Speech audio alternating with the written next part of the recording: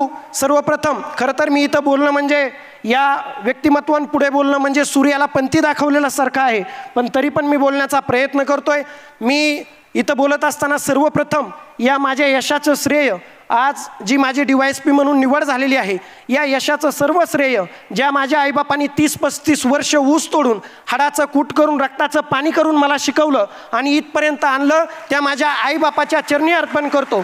आज ते इथं उपस्थित नाहीत, परंतु त्यांच्याशिवाय मी शून्य आहे। ज्यांनी मला उसाच्या फडापासून ते लाल दिव्याच्या गाडीपर्यंत आणलं, ते माझे आईवडील माझ्यासाठी देव आहेत, त्यांचंच सर्व श्रेय आहे या व्यासपीठावरून मी सांगतो।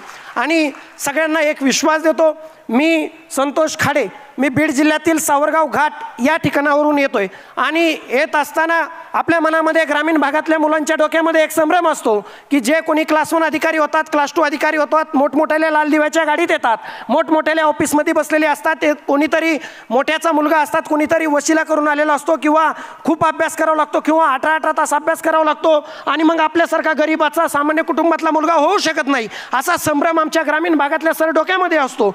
परंतु मी तुम्हाला विश्वास देऊ इच्छितो, इथं बसलेली मला जाणीव आहे, मी तुमच्यातला आहे, तुमच्यासारखा आहे, तुमच्यामधून आलेला आहे, त्यामुळे मला माहिती आहे इथं बसलेला 90% मुलगा, इथं बसलेला 90% जो क्राऊड आहे तो शेतकरी कुटुंबातला, सामान्य कुटुंबातला आहे। त्यामुळे मी तुम्हाला विश्वास देतो की जर तुमच्या डोक्यामध्ये जर असा काही जर संभ्रम असेल तर तो संभ्रम काढून टाका, कारण तुमच्या समोर जो संतोष खाडे उभा आहे हा कोणा मोठ्याचा पोरगा नाही, पैशावाल्याचा पोरगा नाही, वशिलावाल्याचा पोरगा नाही, तर हा एका सर्वसामान्य कुटुंबातला ऊसतोड कामगाराचा पोरगा आहे आणि तो जर MPSCच्या माध्यमातून DYSP पदापर्यंत येऊ शकतो तर इथं बसलेला प्रत्येक मुलगा हा आपापलं स्वप्न पूर्ण करू शकतो। फक्त करण्यासाठी काय करावं लागतं, माझे जर तुम्हाला प्रवास थोडक्यात सांगायचा झाला तर जिल्हा परिषद प्राथमिक शाळा खाडेगोटे 30 घरांची असलेल्या वस्तीपासून माझं शिक्षण सुरू झालं।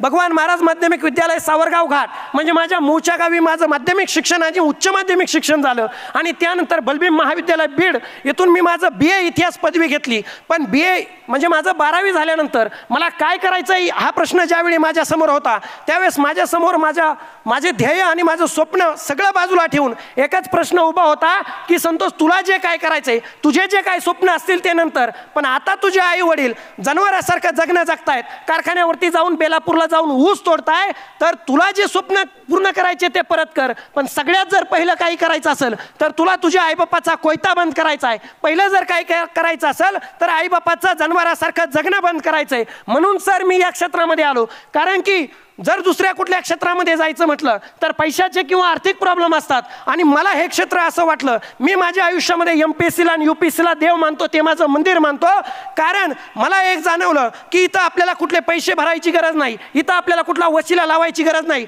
तर आपण स्वतःच्या मेहनतीवर जर अभ्यास केला, प्रामाणिकपणे अभ्यास केला, योग्य मार्गावर अभ्यास केला, जर आपण कुठल्या प्रवाहामध्ये चुकीच्या मार्गाने जर वाहत गेलो नाही तर आपण या प्रयत्नात आपण इथपर्यंत येऊ शकतो। म्हणून मी 12वी नंतर MPSCकडे आलो आणि आल्यानंतर 3 वर्ष ज्यावेळी मी पुण्याला इथे आल्यानंतर सर मी बघितलं, पहिलं 2-3 महिने मीही जरा वाहत चाललो होतो की मोबाईलचा वापर जास्त, त्यानंतर मित्रांसोबत चहा प्यायला जाणं, त्यानंतर गप्पा मारणं, मैत्रिणींकडे पाहणं, अभ्यासिकेमध्ये बसल्यानंतर अभ्यासापेक्षा इतर गोष्टी जास्त करणं, कारण मी पण एक मुलगाच आहे आणि तरुण वयामध्ये या गोष्टी सगळ्याकडून होत असतात। अशा गोष्टी ज्यावेळेस माझ्याकडून घडायला लागल्या, मला खूप जण एक प्रश्न विचारतात की तुम्ही म्हणता सातत्य अभ्यास करा, तुम्ही म्हणता की कंटिन्यू अभ्यास करत राहा, परंतु अभ्यासामध्ये सातत्य कसं ठेवायचं? मित्रांनो, मी तुम्हाला एक गोष्ट सांगतो, मी जरी ऊसतोड कामगाराचा मुलगा असला, मी एकटा प्रतिकूल परिस्थितीतून आलेलो नाहीये, इथं बसलेला प्रत्येक जण आपापल्या आयुष्यामध्ये काही ना काही प्रतिकूल परिस्थितीमधून आलेला आहे। कुणी रिक्षा चालकाचा मुलगा आहे, कुणी शेतकऱ्याचा मुलगा आहे, कुणी ऊसतोड कामगाराचा मुलगा आहे, कुणी कष्टकऱ्याचा मुलगा आहे, वंचिताचा मुलगा आहे, कुणी बहुजनाचा मुलगा आहे, कुणी लोकांच्या बांधावर जाणाऱ्या आईवडिलाचा मुलगा आहे, या सगळ्यातूनही आलेले आहेत। त्यामुळे तुम्ही आज कुठल्याही प्रतिकूल परिस्थितीत असाल त्याचं भांडवल करू नका। अभ्यास करत असताना खरी प्रेरणा कुठली आणि खोटी प्रेरणा कुठली? खोटी प्रेरणा कुठली? तर मोटिवेशन स्पीकरचं भाषण ऐकून तुम्ही जर इथं आलेला असाल, तुम्ही जर लाल दिव्याची गाडी बघून जर इथं आलेला असाल, तुम्ही जर वर्दीतला अधिकारी बघून इथं आलेला असाल आणि किंवा जर एखाद्या मैत्रिणीला सांगून आलेला असाल की तू नकार दिलाय आणि तुला मी आता पोस्ट मिळवून दाखवतो, तर ही खोटी प्रेरणा आहे। तुम्ही कधी सक्सेस होणार नाही, मी तुम्हाला स्पष्ट सांगतो, कारण या स्पर्धा परीक्षेतलं वास्तव आपल्याला माहिती व्हायचं आहे। तुम्हाला जर खरोखर पास व्हायचं असेल, तुम्हाला जर खरं इथं येऊन जर काहीतरी मिळवायचं असेल तर खरी प्रेरणा कुठली? कारण सर, खरी प्रेरणा माझ्या आयुष्यातली जर सांगायची झाली, ज्यावेळेस माझे आई वडील कारखान्यावरती जायचे आणि मी ज्यावेळेस त्यांना भेटायला जायचो, इथं माझा अभ्यास नाही व्हायला लागला की मी कारखान्यावरती जाऊन यायचो. तिथं गेल्यानंतर मी पाहायचो की पहाटे 3 वाजता उठायचंय, बैलगाडीमध्ये दोघा नवरा बायकोला बसायचंय, वाटाने जायचंय, येताना जाताना ॲक्सिडेंट होत आहे, फडामध्ये पोहोचल्यानंतर 5 वाजता कामाला सुरुवात करायची, दो ऊस तोडायचा आहे, दिवसभर ऊस तोडल्यानंतर थंडी असो पाऊस असो ऊन असो काही बघायचं नाही. आणि माझे वडील एका पायाने अपंग, त्यामुळे जर त्यांनी जर खांद्यावरती जर ऊसाची मोळी घेतली तर चालत असताना ती आडव्या सरीमध्ये धपकन पडायची आणि वरतून मोळी पडायची. त्यामुळे वडिलांनी गाडीवर उभं राहायचं आणि आईचं वजन 40 किलो, त्या आईने अख्खा ऊस खांद्यावरती वाहून त्या बापाच्या हातामध्ये द्यायचा. माझ्या आईचा आजही जर पाहितला तर हा खांदा सडलेला आहे आणि मणका पूर्ण बाद झालेला आहे. आणि तिथं जर पाहितलं तर शौचालयाची सोय नाही, आपलं कोप करून राहायचं. पावसाळ्यामध्ये पाणी आत शिरतंय, उन्हाने गरमतंय, थंडीमध्ये गारठतंय. तिथं महिलांना, आपल्याला सगळ्यांना माहिती, आपण विज्ञान वाचतो की महिलांना एमसीच्या काळामध्ये थकवा जाणवत असतो आणि त्यामध्ये आरामाची गरज असते. पण मी माझ्या आईला पाहत आलोय की आई कारखान्यावरती गेल्यानंतर सकाळी पहाटे 3 वाजता सुरू होते आणि रात्री 12ला जर काम बंद करते, तर माझ्यासारख्या पोराला एसी मध्ये बसून अभ्यास करायला काय अडचण आहे. त्यामुळे जर माझी खरी प्रेरणा कुठली असेल तर माझ्या बापाच्या टाचा आणि माझ्या आईचा खांदा बघितल्यानंतर मला एकही दिवस वाटलं नाही की तू टाइमपास केला पाहिजे, तू कुठल्या छपरी पोरांसोबत चहा प्यायला गेला पाहिजे, तू कुठल्या मुलीच्या प्रेमात पडला पाहिजे. कारण मित्रांनो, एक गोष्ट सांगू का, तुम्हाला जर प्रेमातच पडायचं असेल, सध्या स्पर्धा परीक्षाच्या युगामध्ये प्रेमाचा बाजार उठलाय आणि प्रेमाचं एक फॅड आलंय. मुला मुलगीला सांगतो की मी तुझ्यासाठी तारेचंद्र तोडून आणेन, मुलगी मुलाला सांगते मी तुझ्यासाठी घरच्याला सोडून देईन. हे वास्तव आहे. मी थोडा टाइम घेतोय पण बोलणं आवश्यक आहे. मित्रांनो, या प्रेमाभिमात पडू नका. तुम्हाला जर खरं काही प्रेम करायचं असेल तर ते तुम्ही MPSC वर प्रेम करा. कारण MPSC ला सर माझा अनुभव आहे, तिला सवत जमत नाही. सवत माहिती सगळ्यांना, MPSC ला सवत जमत नाही. त्यामुळं ज्या काळामध्ये तुम्ही अभ्यास करताय त्या काळामध्ये MPSC ला सवत आणू नका, नाही तर भांडणं झाल्याशिवाय राहणार नाही, MPSC वरचं ठरल्याशिवाय राहणार नाही. त्यामुळं मला याच्यातून काय सांगायचंय तर तुम्ही 3 वर्ष 4 वर्ष जो काय पर्टिक्युलर टाइम देताय त्या टाइम मध्ये स्वतःला झोकून द्या आणि फापट गोष्टीसाठी, खोट्या मोटिवेशनसाठी अभ्यास करू नका. तुमच्या आईबापाच्या डोळ्यातलं स्वप्न पूर्ण करण्यासाठी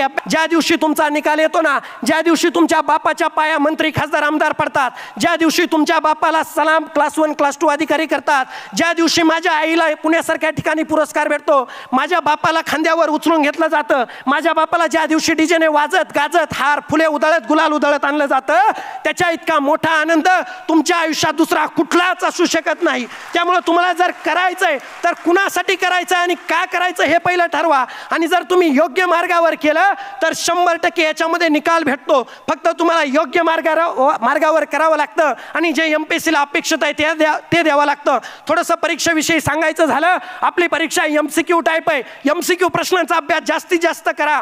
त्यानंतर नेमकं आपल्या परीक्षेमध्ये ज्या चुका होतात, कुणी गोल चुकीचे करतो, कुणी त्या दोन तासामध्ये सिली मिस्टेक करतो, कोणी तिथे घाबरून जातो, प्रेशर घेतो. इंटरव्ह्यूच्या काळामध्ये जर पाहायला गेलं तर आपण प्रेशर घेऊन जास्त चुका करतो, ज्या मी फर्स्ट अटेम्प्टला केल्या होत्या. 2020चा सर माझा पहिला अटेम्प्ट होता, 2021चा दुसरा अटेम्प्ट होता, दुसऱ्या अटेम्प्टपर्यंत मी DYSP पदापर्यंत आलोय. माझं वय 24 वय. मला हे सांगायचं का सांगायचंय तर इथं बसलेले जे नवीन आलेले मुलं आहेत त्यांना हे कळावं की लवकरात लवकर सुद्धा यश मिळू शकतं. पण ते यश मिळवण्यासाठी स्वतःमध्ये बदल करण्याची ताकद पाहिजे, फ्लेक्झिबिलिटी पाहिजे. आपणच खूप शहाणे आहोत असं इथं समजायचं कारण नाही. कारण गोल्ड मेडलिस्ट मुलं सुद्धा इथं 10-10, 12-12 वर्ष अभ्यास करताय.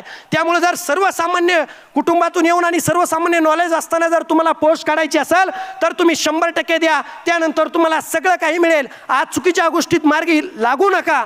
तुम्हाला जे जे अपेक्षित आहे ते करा, एवढंच मी तुम्हाला आव्हान करतो. वेळ आपल्याकडे कमी आहे, पण सर्वप्रथम सर इथं येण्याचं माझं कारण आणि चाणक्य मंडल परिवाराशी माझा संबंध म्हणजे माझ्या दुर्दैवानं मी तुम्हाला प्री आणि मेन्सच्या कार्यकाळामध्ये मी तुमच्याशी